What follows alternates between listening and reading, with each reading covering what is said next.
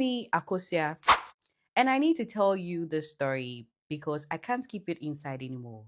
What I did, what I allowed to happen, it haunts me every single day. And now he haunts me too. Literally. It all started 3 years ago when I met, let's call him Kwame, at a cousin's place in Kumasi. I was 24, working as a sales girl at a boutique in Accra, struggling to make ends meet. Kwame was everything I thought I wanted: tall, handsome, with a good job as an accountant at a big international firm. He had his own car, his own apartment, and plans for the future. When he approached me and asked for my number, I felt my prayers had been answered. For the first 3 months, everything was perfect. Kwame was attentive, generous, and made me feel special. He would pick me up from work, take me to nice restaurants, and talk about building a life together. My friends were jealous. My mother was already planning our wedding in her head. And then things started to change. He became distant. The calls became shorter. The visits became less frequent. I would see him online on WhatsApp, but he wouldn't reply to my messages for hours, sometimes days. When I asked what was wrong, he would say he was busy at work, but a woman knows what a woman knows. One evening, I decided to surprise him at his apartment. I bought his favorite food from a chop bar we go to, and I took a taxi to his place. When I got there, I heard laughter inside, his laughter mixed with a woman's voice. My heart stopped. I knocked on the door, and when I opened it, I saw her sitting on his couch, comfortable, like she belonged there. Her name, let's call her Amma.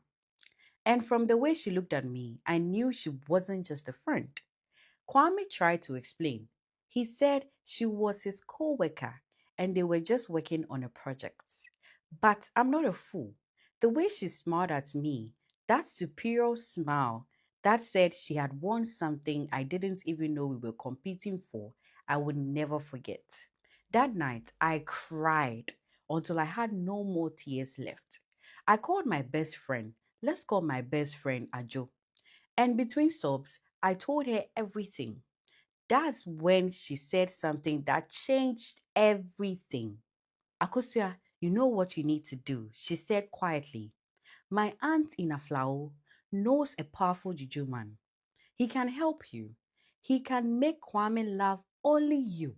He can bind him to you so tightly that he won't even look at another woman. At first, I said, no, I'm a Christian. I go to church every Sunday. My mother raised me to fear God and avoid such things.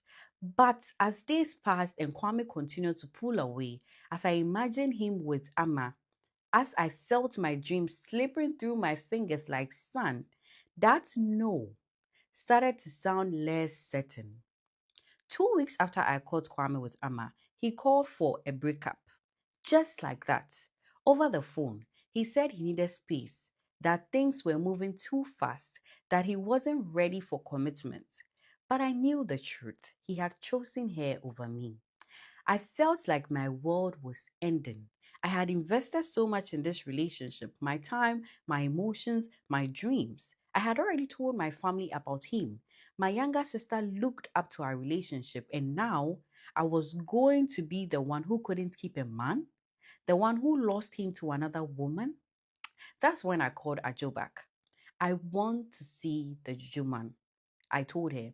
She picked me up the following Saturday and drove to Aflao, a town near Togo border. The journey took about 4 hours. With every kilometer we covered, my conscience fought with my desperation, but desperation won. The Juju man's compound was hidden behind a cluster of trees. The place looked ordinary from outside, just like any typical home, with a small yard. But inside it was different. The room was dark, lit only by candles. There were strange sculptures on the walls, bottle filled with liquids that I couldn't identify, and the smell of incense mixed with something else that made my stomach turn. The man was old, maybe in his 70s, with tribal marks on his face and eyes that seemed to look right through you.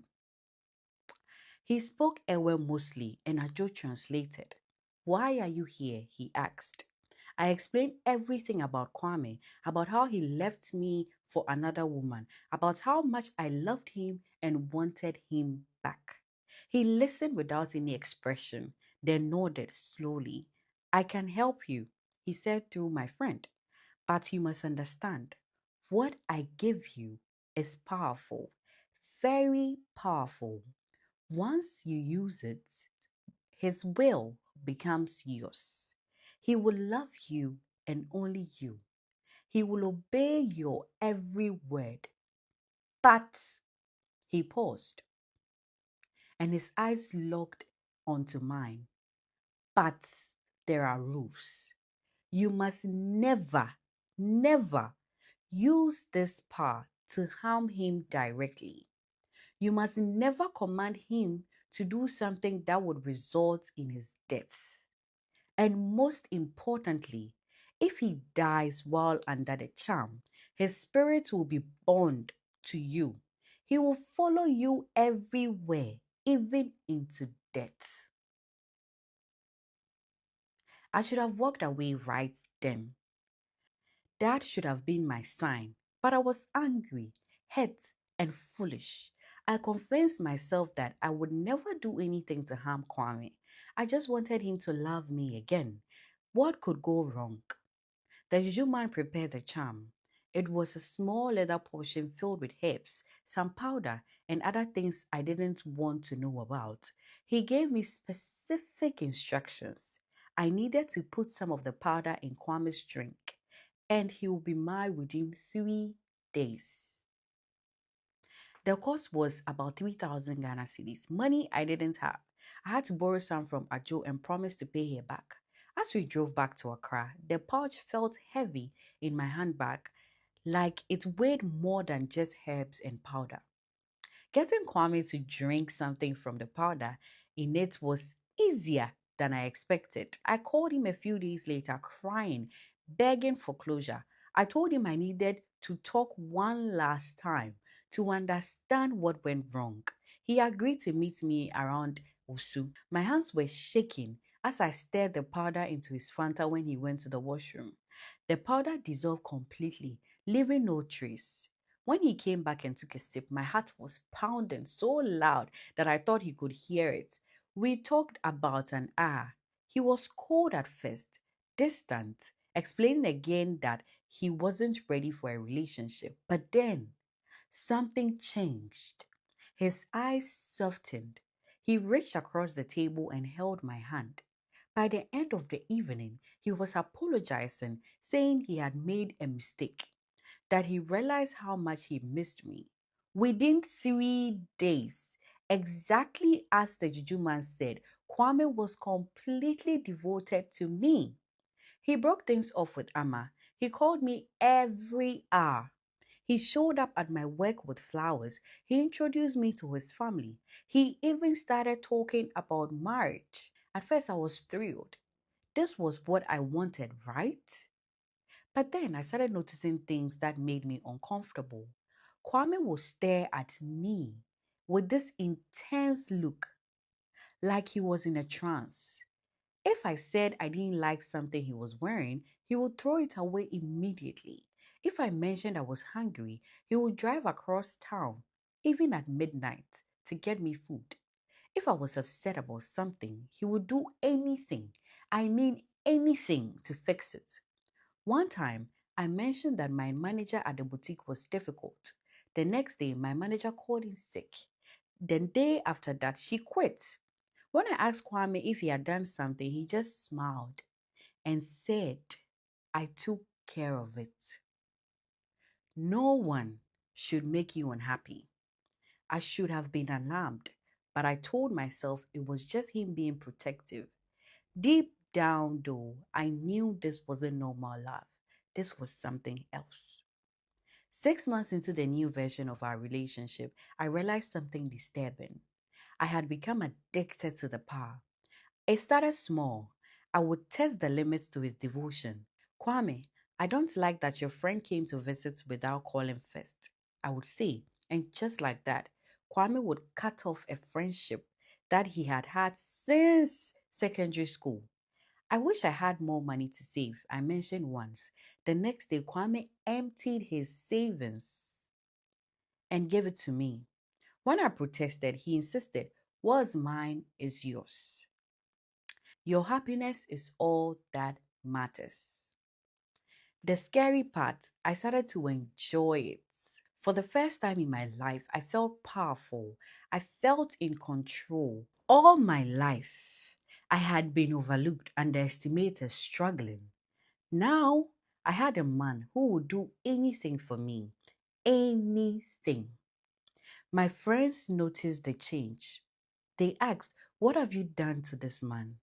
They would joke, he follows you like a puppy. If only they knew. But Ajo knew. One evening, she pulled me aside and said, I think you need to take him back to the Juju man. Something is not right. Kwame doesn't look well. He's losing weight. His eyes, they look empty. I brushed off her concerns. He's fine. He's just in love. But she was right. Kwame was changing physically. He had lost his job because he couldn't focus on anything except me. He stopped seeing his family because I had mentioned once that his mother asked too many questions. He wasn't eating properly because he was always worried about my niece. And the worst part, I knew I was destroying him, but I couldn't stop. It was like I was addicted to his devotion, to the control I had over him. Every time he looked at me with those adoring, empty eyes and asked, what can I do for you today? I felt that rush of power. Everything fell apart on one rainy Tuesday evening in November.